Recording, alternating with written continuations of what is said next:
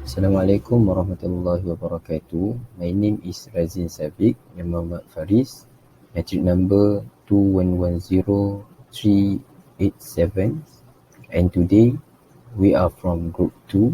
We'll present to you about the knowledge.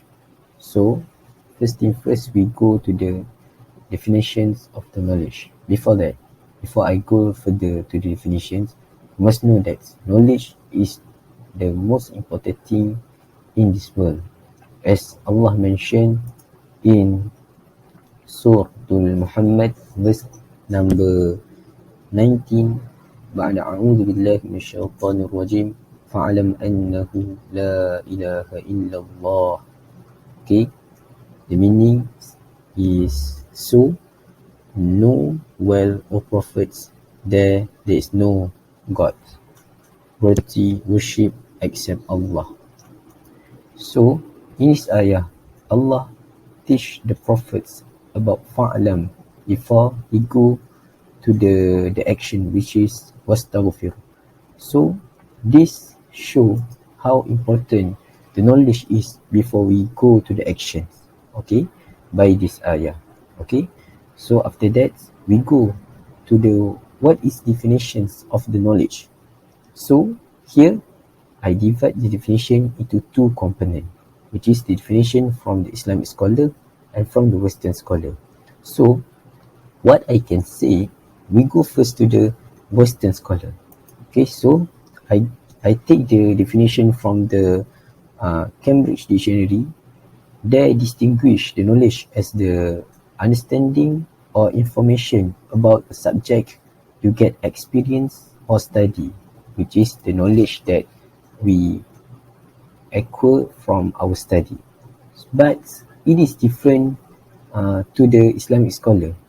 They involve not how we get the knowledge, but they involve the purification of the soul. This same goes to the definitions by Al-Imam Al-Ghazali. He defined the knowledge as the attainment of actual description or representation in hearts. Okay, and Said Naqi Al-Attas has divided the knowledge into two, which is husul and wusul. Husul means the arrival of the meaning and the description of things into souls, while wusul is the arrival of the soul at the right meaning and description of a thing that is in fact the subject of knowledge. So, for the Islamic scholar, it's not about the knowledge that we acquire, but it's about the knowledge, how the knowledge purify our soul and give us the better akhlaq. So the question now is how the knowledge is acquired. Okay, in this slide, I provide you a few steps.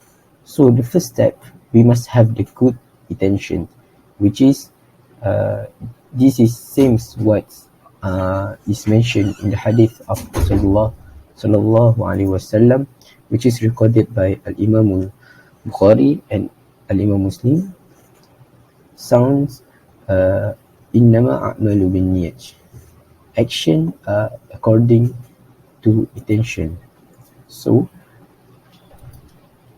this is important thing because the acceptance of the good deeds is one of the condition is have the good intention.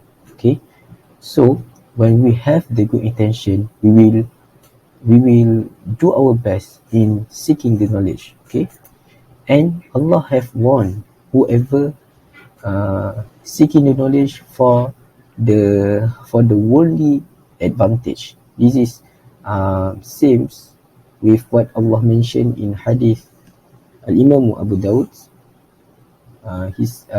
Rasulullah SAW said, if anyone acquire knowledge that should be sought for the sake of Allah, but instead the acquire it merely to get some worldly advantage, he will not experience the fragrance of the paradise. Okay, so the second thing is seek for the teacher. Okay, this is most important thing, and Allah have praised the people who have the knowledge, which is in Surah Al-Imran. Allah said that Shahidallahu a'udhu billahi minash shaitanir rajim Shahidallahu annahu la ilaha illa huwa wal malaikatu wa ulul ilmi qa'iman bil qist. The meaning is Allah himself is a witness that there is no God worthy of worship except him, and so are the angels and the people of knowledge. He is the maintainer of the justice. Okay, so in the time of Rasulullah, the Sahaba or the companions come to the Rasulullah to seek the knowledge. Okay, they heard the hadith and saw the action from the Prophet Sallallahu Alaihi Wasallam. When the time of the Rasulullah is done, the tabi'in go to the Sahaba to seek the knowledge, and it is like a process where we just repeat it again and again. And we, as the young people, we will go to the people who have who is elder than us, or the people who have the more knowledge than us, and we seek the knowledge from that people. Okay, this is the process of seeking knowledge, and we must seek for the teacher, because the features of knowledge is inherited from time to time. Okay, and the last step is reading, revision, and discussion. All of these things is like a learning process. When we read something, we will know more things and something new that we even know. Okay, and revision is important for us because sometimes al-ilm or the knowledge will not stay in our heart for a long time. So we need to revise it from time to time, and this depends on us. We can do such many things. We can even we can just open the book on ourselves, or we can invite for the friend to do the revision. Okay, and the last thing is discussion. Discussion is not for individual. It is involve many people, two and above, where in the discussion we will discuss about the topic that we have learned, and we will apply it. So when we go, or when we went to the discussion, we will expand our knowledge, and we will interchange our opinion about a thing. Okay, where in this discussion you will have you will critique, maybe you will critique some of your friend opinion and so on, and this will expand your knowledge. So I think that's all from me. Thank you. Assalamualaikum warahmatullahi wabarakatuh. Assalamualaikum warahmatullahi wabarakatuh. My name is Muhammad Hilman bin Ghazali. My material number is 2114433. In this slide, I will talk about reason why knowledge is required. Some people may argue that knowledge is not necessary to study because it leads to waste money and time. In this statement, I disagree, but I do agree that knowledge could be useless if people are not applying it in many aspects of their life. So here there are numerous reasons of knowledge that we need to acquire and answer to this question, that why knowledge is required. First, the reason is it is a way to recognize Allah subhanahu wa ta'ala. Al-Quran teach us to observe, see, contemplate and think of the nature in a way to know the greatness of Allah's creations. We can see our surroundings, such as beautiful mountains and heaven, colorful animals and insects, and incredible sunset. Automatically the feeling of inferiority will be inflicted in our heart, and we become more humbler to Allah subhanahu wa ta'ala. So Allah gave human a responsibility as a Khalifah, vicegerent in this earth, to ensure it is a comfortable place to live by and stay away from bringing harmful. Second, reason to acquire knowledge will lead truth and prevent deviation. With knowledge, we can know different paths, either good or bad, to choose. If there is misinformation, we are able to do some corrections. Nowadays, there are many invalid hadith that have been shared by non-authorities and or even enemy of Islam to disturb Muslim subtly through social media. So those who study in Al-Quran and Hadith, they are able to detect the flaw of Hadith and discontinue or become widespread.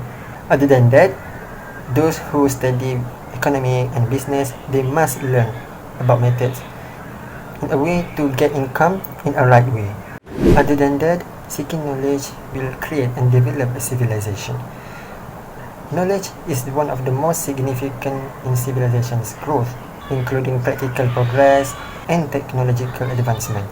When we study history in 3000 before century era, the exchanging information played a vital role between Indus Valley, Mesopotamia, and ancient Greek civilization, such as organized and developed city like Mohenjo-daro and Harappa due to the spread of knowledge.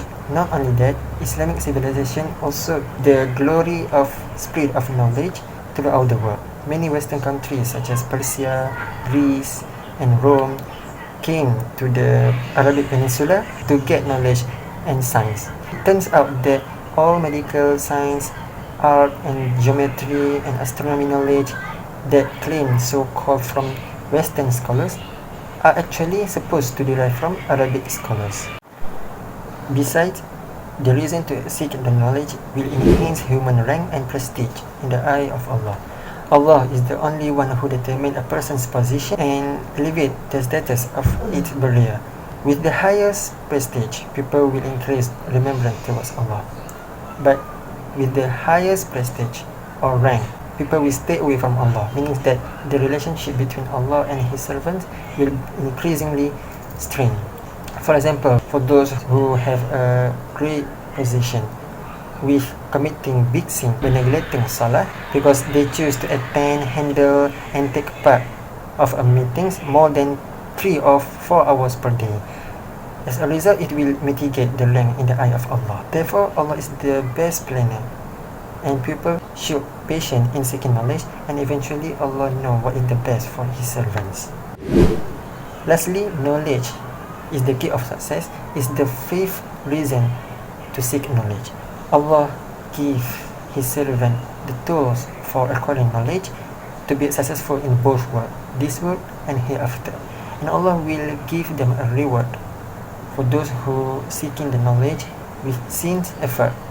It is one of the virtues known as Jihad as-Sawir, which help people ease to enter into the paradise. For those who have a knowledge will get successful in getting happiness, Allah pleasures, intellectual understanding, and applying it in many aspects of their life. As Prophet Muhammad SAW said in the Hadith 13 narrated by Sunan Abu Dawud, he who follows a path in quest of knowledge, Allah will make the path of Jannah easy to him. The angels will lower their wings over the seeker of knowledge, being pleased with what he does. Bismillahirrahmanirrahim. Assalamu alaikum wa rahmatullahi wa barakatuh. My name is Muhammad Maz, and in this presentation, my topic is Islamic knowledge and scientific knowledge, a comparison. This is a very old question, a topic that has been spoken or talked about over the previous centuries, to the extent that it seemed to some that there were two rivals. However, science is a field and religion is another field, and both do not actually contradict. The field of science is the world of matter, and its goal revolves around providing a material explanation for the manifestation of the universe, discovering its laws, and formulating equations, which has indeed produced various inventions for mankind.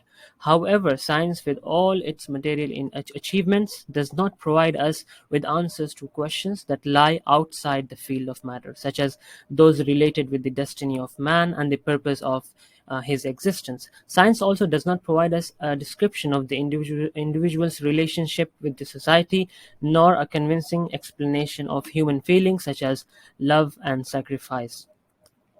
Moving on, science will not tell us the purpose of life and the purpose of our existence.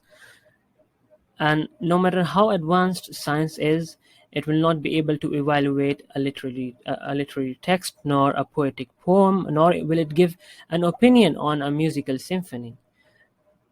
And hence, science cannot explain things that's beyond a person's imaginations. Science will not advise us to honor our parents or help the poor or remove injustice from the weak, for this does not fall within the scope of its interests, and hence science will not be able to explain to us about the life after death. However, the Quran, in this regard, has explained and elevated the rank of people of knowledge, of Islamic knowledge, especially, whose importance is not hidden in building the edifice of knowledge, and addressed people in more than one place with the questions like أَفَلَا يَعْقِلُونَ, do they not reason? أَفَلَا يَتَدَبَّرُونَ, do they not contemplate? And أَفَلَا تَتَفَكَّرُونَ, do you not think? Rather, the Quran laid the foundation of a scientific method when it urges its readers to observe, and called us in more than one place to reflect and discover the laws of the universe and to act upon them, so that our fate would not be the same as the fate of the previous nations. And also, the Quran made the scholars a rank that distinguishes them from others, as Allah Almighty says, "Say are those who know alike and those who do not know." And Prophet Muhammad, peace be upon him, said, "Seeking knowledge is an obligation for every Muslim man and woman." And in another hadith, he said, "Whoever follows a path in search of knowledge, God will make easy for him the path of paradise." Moving on, he also urged us to take knowledge from other notions, such as wisdom is a lost property of the believer, and whoever finds it, he has more right to it than a person who doesn't have wisdom. In the previous years, in the previous centuries, I must say, Islam has exploded scientific discoveries and energy, which is very few free from forms of superstition and forms of traditional ideas, with its explicit call for research, observation, and contemplation. And it has brought various scientific discoveries and knowledges to the Islamic civilization, with figures who are famous for their understanding of religion and their knowledge of other sciences such as chemistry, mathematics, and astronomy. And there are a few examples of a few notable Muslim scholars of science, uh, especially Imam Ja'far as-Sadiq radiallahu anh, one of the first great jurists of history of Islam, as well as well-versed scholar in chemistry who wrote a book in which he collected the experience of the era and conveyed the secrets of science to his creative student Jabir bin Hayyan, who is considered the true founder of modern chemistry, with the recognition of the Western scholars as well. Moving on, one of the greatest Andalusian philosophers, Ibn Rushd, whose ideas awakened Europe from its deep slumber and whose philosophy represented a great challenge to the superstitions of the church, he was also a prominent jurist and judge. He wrote the book The Beginning of the Mujtahid and the End of the Economical, in which he explained the Maliki jurisprudence and its rulings in an easy way. He also criticized the theories of scientists who preceded him, discovered a new star, developed an innovative interpretation, and valuable astronomical observations as well.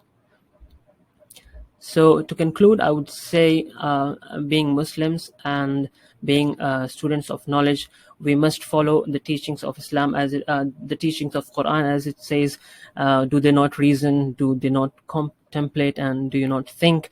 These are the most basic elements of knowledge. When we are on the path of gaining knowledge, we should always ask ourselves these questions before trying to gain or learn a new thing.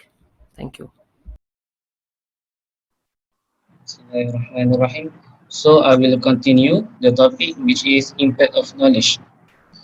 First point we get, Allah will raise the knowledgeable person based on ayat surah Al-Mujadalah. Bismillahirrahmanirrahim. Yarfa'illahu alladhina amanu minkum walladhina utul ilma darajat wallahu bima ta'maluna khabir. Sadaqallahu al-azim. In this ayah, we can based on this ayah, we can get that Allah shows the reward in the hereafter in the world. Also, people who are Muslim and have knowledge can be distinguished from infidels with a high degree. In addition, there is a famous hadith, which is Allah Subhanahu wa Taala will make easier for people who seek knowledge to the path of heaven. This hadith narrated by Muslim. Man salaka tariqan yaltamisu fihi ilman sahhalallahu lahu bihi tariqan ila al-jannah ila akhir hadis. Second, impact of knowledge, the person able to share the knowledge. With the knowledge we have, we can share the knowledge to the people who those who do not know the knowledge. Indirectly, it can sharpen our brains and minds and can process the knowledge faster. This action is accordance with the hadith narrated by Imam Bukhari. Balighu anni walau ayah ila akhir hadith. The last but not least, knowledge can guarantee future of life. Knowledge can simplify the future of mankind. This is because with knowledge, human beings are more civilized. Like the first verse of the Quran revealed, Iqra. Bismillahirrahmanirrahim. Iqra bismi rabbikal ladzi khalaq. In this ayah, it emphasizes that knowledge eventually Muslim became an advanced civilization. That's all for me. So, Assalamualaikum warahmatullahi ta'ala wabarakatuh. So, my name is Muhammad Faiz bin Khamis, and my metric number is 2114941. So, basically, I want to summarize about our questions in group 2, question 2. So, in Islam, we must have noble intentions when seeking knowledge, since the ikhlas will lead to Allah's approbation of our acts. The actions are motivated by the goal expressed by the Prophet Muhammad in the hadith recorded by Imam Abu Dawud.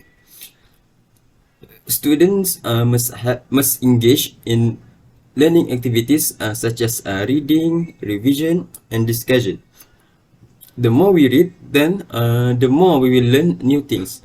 In addition, the Quran and Hadith reference Prophet Musa traveling a considerable distance to seek wisdom from Al-Khidir, despite the fact he is a prophet. After all, seeking knowledge is compulsory to all people, starting from young until they become old. The Quran is an authentic book that invites men to observe, contemplate, think, and learn all signs of physical and behavioral nature. The methods on how people can inquire and contemplate as a part of knowledge tradition. True knowledge leads people away from darkness and toward lightness. Because of geometry, art, and mathematics, cities like Mohenjo-daro and Harappa were organized and sophisticated, allowing Indian civilization to advance. Allah's blessings are greatly valued, and He is truly all-wise. In Allah's eyes, knowledge can raise one's status and prestige.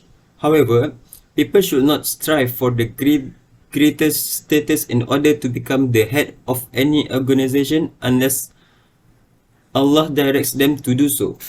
Allah knows what is best for His servant, thus He is the finest planner. People must be patient in their quest for knowledge, as Allah knows better what they need. Islam is a truly knowledge-based religion, as no other faith places such a high value on education. People who have information will be able to share it with others, whether it be religious or worldly wisdom. Even if the individual who transmitted the information has died, Muslims will receive a permanent reward. If the knowledge is used by others, a person's knowledge may help them not only improve themselves, but also offer their energy to the advancement of religion, race, and nation. So that's all for me. Thank you.